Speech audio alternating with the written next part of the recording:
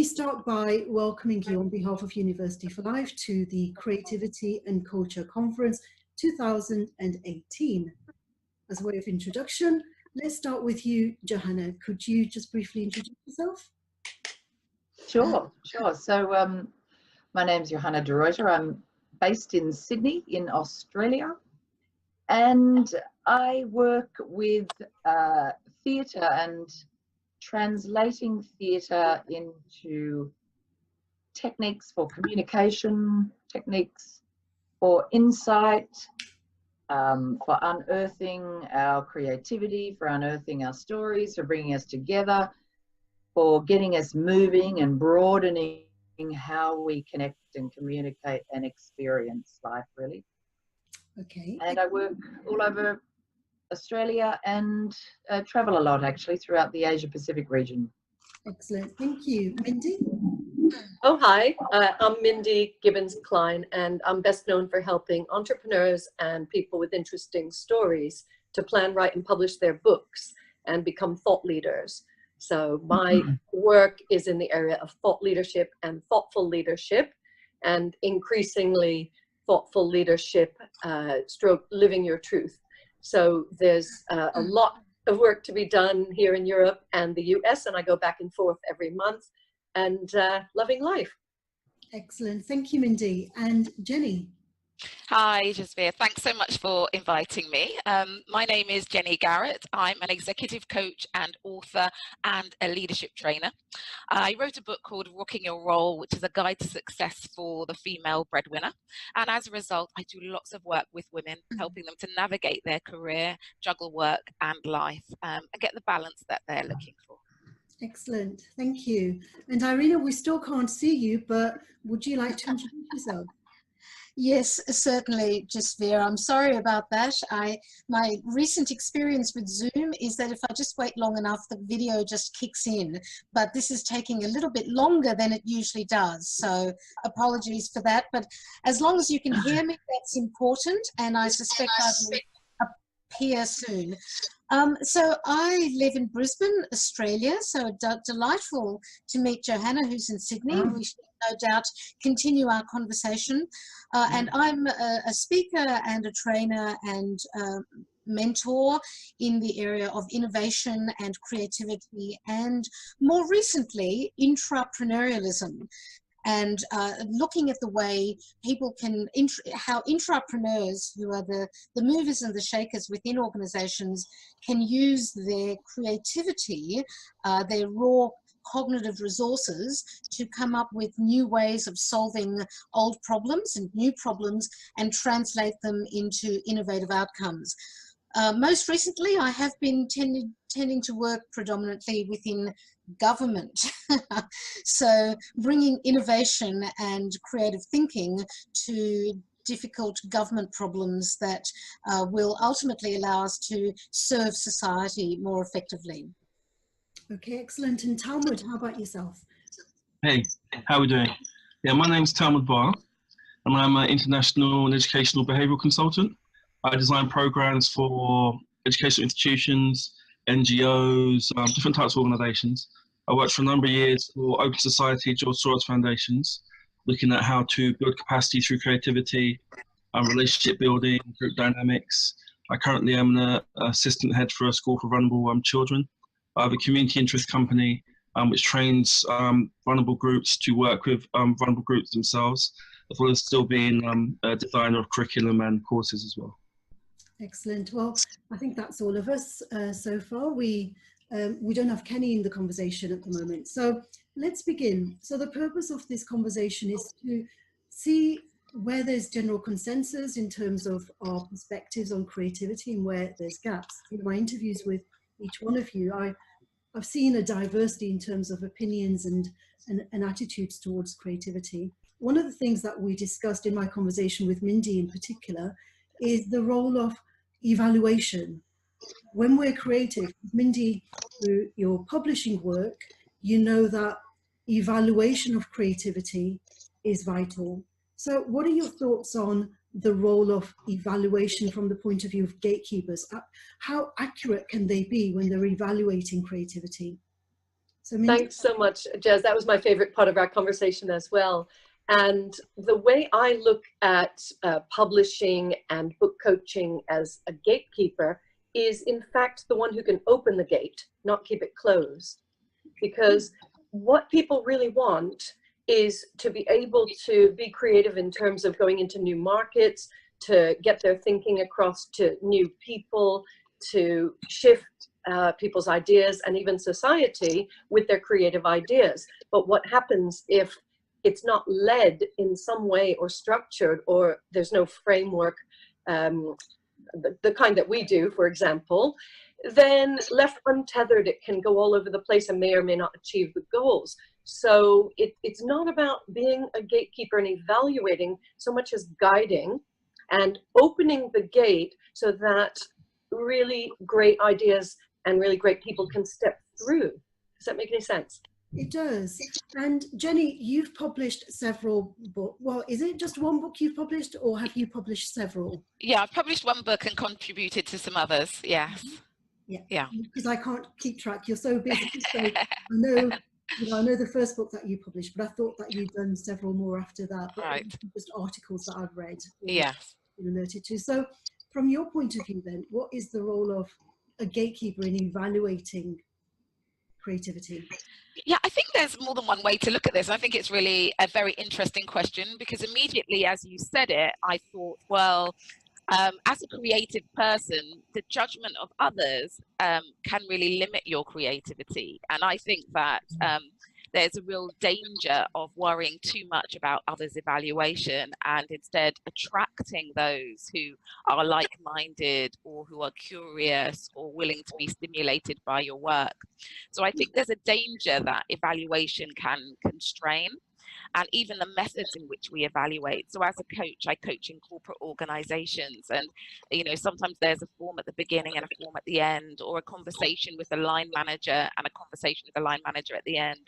And that isn't necessarily, it doesn't necessarily give justice to the depth and breadth of what you've been able to achieve, because sometimes it's about, it's small things that make a huge difference that can't always be articulated or written down, and not always in the moment either.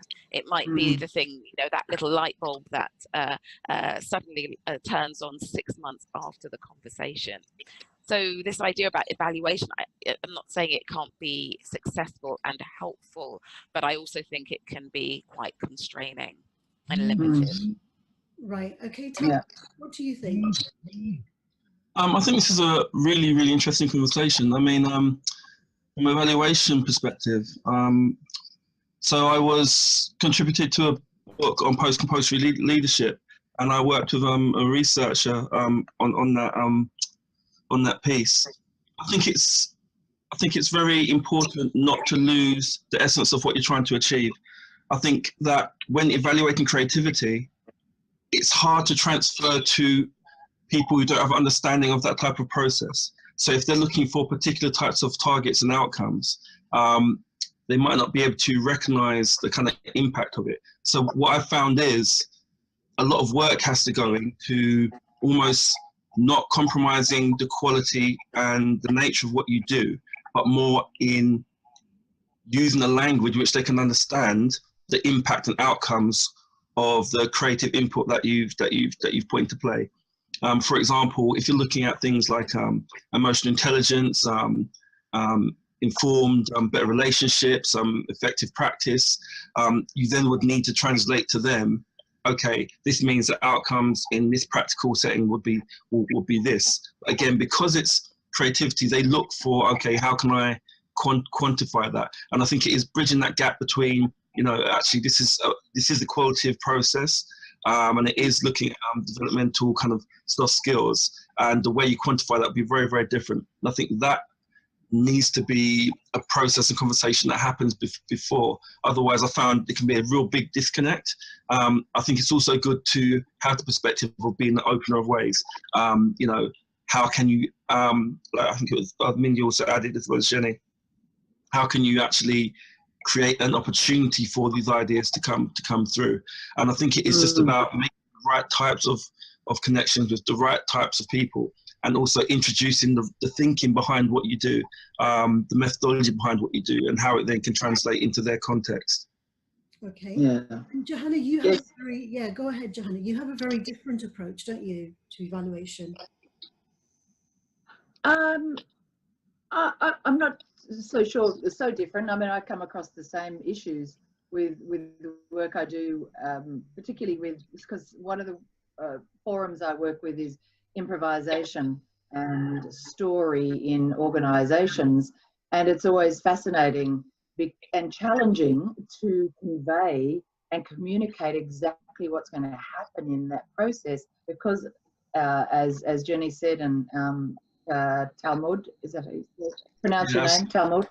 Talmud was saying that, you know, within that process, there's so much that happens on so many different levels of our being that to evaluate that and to say exactly that's the outcome you're going to get by bringing in a team of improvisers into your training session, to not so much focus on your specific topic, but focus and allow stories and experiences to emerge in the moment from beginning a conversation around that topic. There's a lot of richness in that in terms of what's unearthed, and different perspectives are illuminated, etc. But it's very hard to say to convey that often in the outcomes that particularly a corporate organisation like to hold in their hand and to have written down on the pages. It's an experiential process, and one where you've got to trust in the unknown, and a lot of the unknown is very, very scary. And I would say for organizations, this is exactly where we need to be doing more work, to be able to navigate these fears and uncertainties around being in the unknown and being with and alive to what is emerging, not the plan, not the questions or the answers that, you know, that you've spent hours often trying to determine. And often what happens is our experience lives in between those words. And our learning does as well, because our learning is, yes, it's intellectually, it's emotionally, it's physically, it's, you know, and if you're spiritually, and it goes beyond there potentially. We're very limited often, I feel, in how we evaluate who we are and our experience and how we learn. Okay, all right. Irina, do you have Yes, I'd love to just add a little bit to the great discussion that's already gone on. I'd like to differentiate between two kinds of evaluation. One is evaluation of other people, of someone's creative work, and then the other is our own evaluation of our emerging creative solutions. So I would say that while evaluation can present a constraint on creative outcomes, which is what we've heard something along those lines, and there's plenty of studies to show that when children were involved with creative activity, when they thought they were going to be assessed on that activity, their outcomes tended to be less creative than if they knew beforehand that there was going to be no assessment, no evaluation of it. So that's all well and good. We understand that that kind of evaluation can present a constraint. The other kind of evaluation, which I would say is actually very integral and extremely important to the creative process, is our own application of evaluative thinking as we are iteratively building up our creative outcomes. Because without that kind of rigor around our thinking, we'll end up with less than optimal outcomes, and we'll end up with solutions that are not fit for purpose, or that are not as good as they could be. So I would actually say that the evaluative process, where we look at emerging solutions and say, is this evolving in the way I wanted to? What needs to be done better? Is this solution that I'm creating for this problem going to be one that will in fact serve the purpose that it's being intended for? That kind of evaluative thinking is absolutely essential for the creative problem solver to come up with good solutions. Yes, for example, if you have a decision to make about, if it's a performance that you're putting on and you hold the budget strings, basically, you need to make that evaluation of, is this performance going to be successful? Is it going to bring in the revenue? Or whether you're thinking about publishing a book, is this book going to sell? If you're investing in that publication, then you need to be accurate in your evaluation.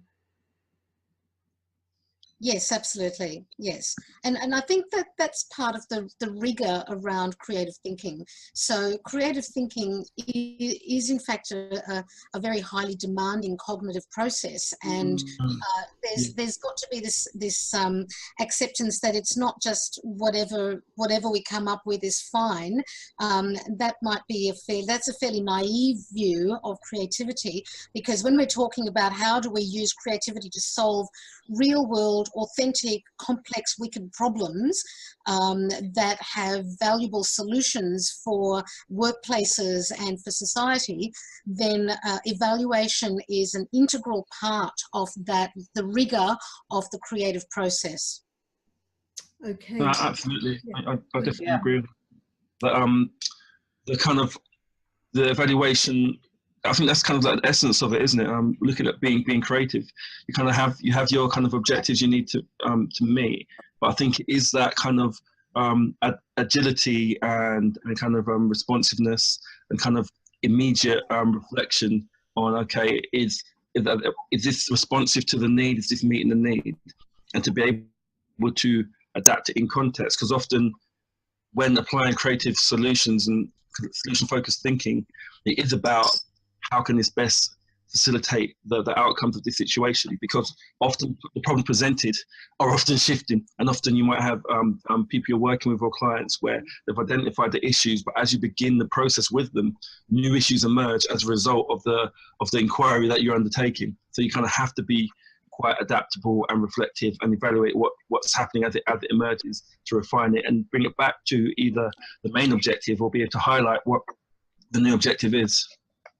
And Talmud, I know that you do a lot of work with diversity with young people, and when you are evaluating, and there seems to be naturally we may evaluate something which is similar to our own beliefs, similar to our own kind of experiences. We might evaluate that more positively than something which is totally unfamiliar to us. How do you overcome that in your work with young people?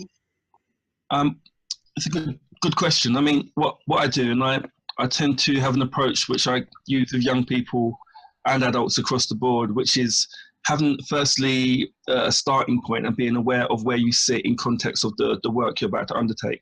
So for example, we all have inherent social biases and cultural biases. And for example, even a learning style, if you're working a particular way and you have people that you're working with who learn the same way that you do, you will naturally be drawn to them. And you have to kind of be aware of that, because then you will exclude those that don't respond to your learning style. So my starting point is firstly being quite clear about what the purpose is of what I'm setting out to do. What is the purpose of this project? To engage with these types of learners who have a deficit in terms of how they access education or behavior. So based on that, I work backwards from that point and make sure that the process that I undertake is completely based on that. If you keep bringing it back to the main purpose of it and your role within that context, it helps you to navigate, that you actually don't, get a conflict of interest, or you don't lose focus. And I find when you keep bringing it back to that, how does this reflect the needs of the people that you're working with? How does this reflect the needs of the learners? What are the needs of the learners in this context? Keep bringing it back to that, and I find that you actually get a quite focused but adaptable model, which is organic but yet drives to the point and gets the right outcome.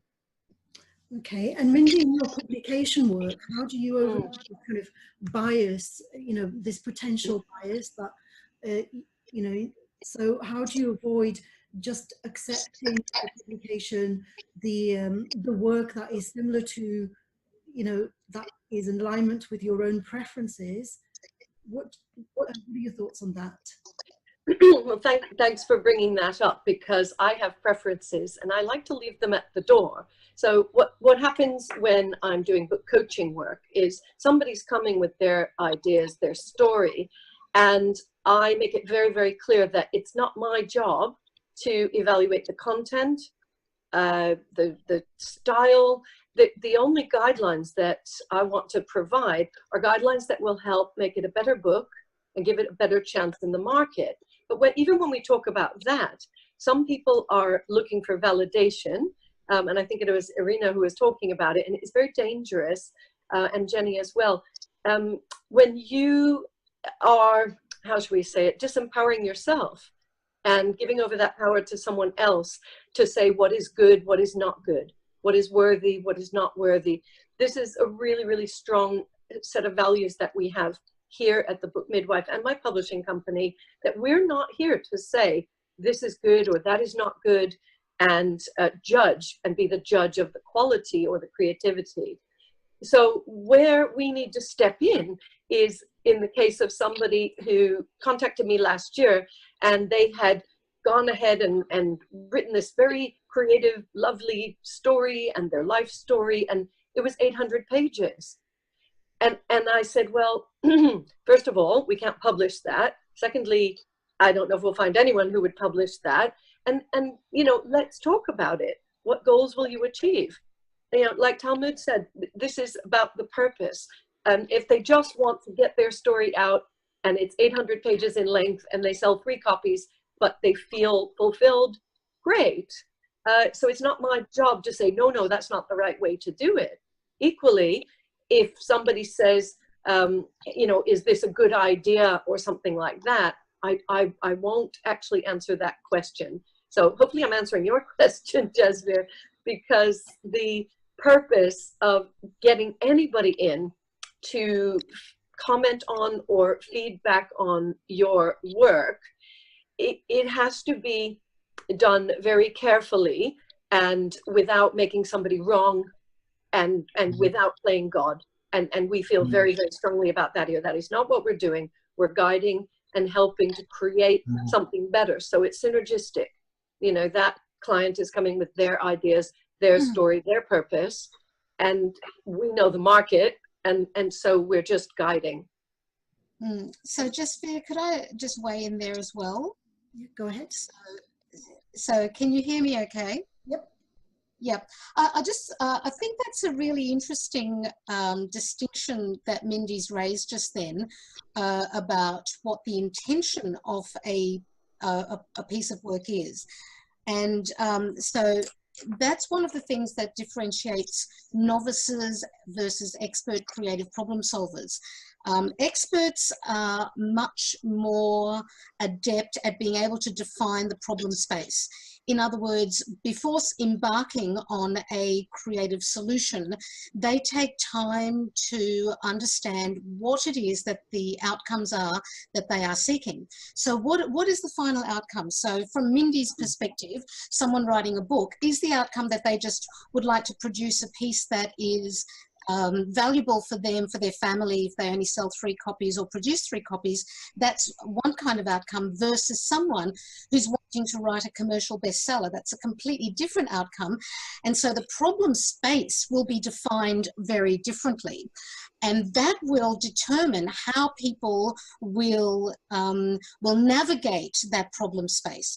So one of the things that expert creative problem solvers are much better at is being very clear about what the parameters are in which they're working. So what's the outcome? Do I want this to be commercial versus not? Do I want, what's my budget? What's my time frame? What is the client looking for if I'm solving a problem on behalf of someone else?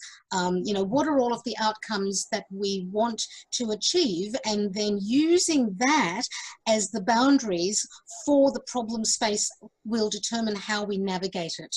So that's a really interesting point. Thanks for raising that, Mindy. Lovely. Thank you. Jenny, do you have other comments about that?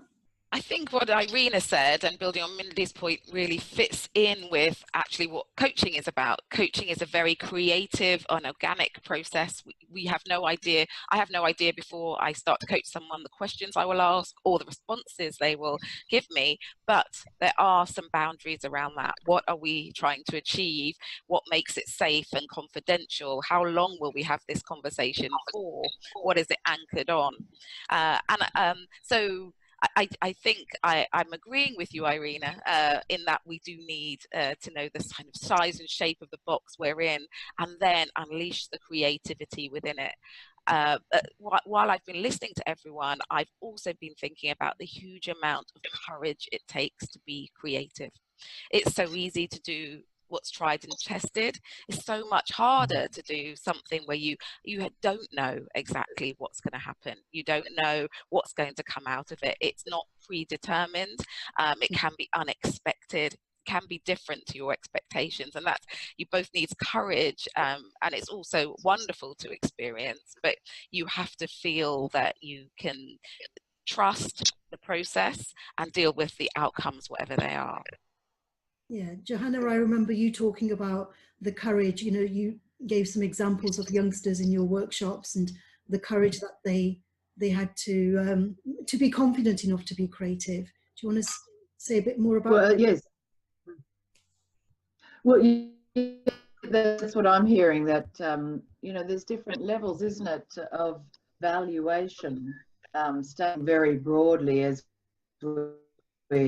we're exploring with purpose and intention, and, you know, what's the field, what's the vision that we're trying to move towards. And then there's the different levels of evaluation in terms of what's emerging in terms of your creative process. And something I think I mentioned in our conversation is what happens the older we get, and where our creativity is often diminished, is the level of evaluating ourselves and judging ourselves, basically. And that happens very, very, very subtly, and it's certainly a what is it? It's not a practice. It's almost a default, really. I was just running a session with someone recently, and that's exactly what we ended up having to work on for the whole time, is being aware of this inner judge that diminishes any other creative impulse. Okay, great. And, you know, that's another level of, yes.